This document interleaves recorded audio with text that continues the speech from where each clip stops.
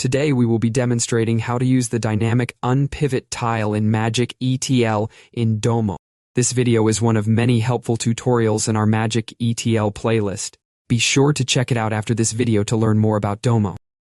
The dynamic Unpivot tile narrows a table by pivoting all column data, except those specified, into new rows.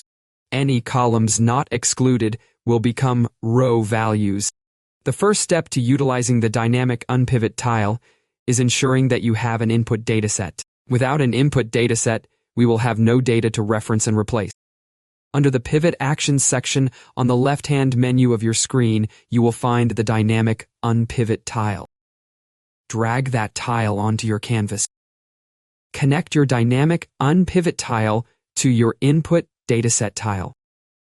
In today's example, we will be rearranging the car sales data to be focused on the salesperson. First, we will select the salesperson as the column that will not be pivoted. We will name the column that will hold the pivoted column names, sales data. We will name the column that will hold the pivoted column values, sales values. Now, we will want to create an output dataset for this change to reside. Let's see how this looks in our data. As you can see, we have successfully dynamically unpivoted the original dataset to arrange the output dataset around the salesperson.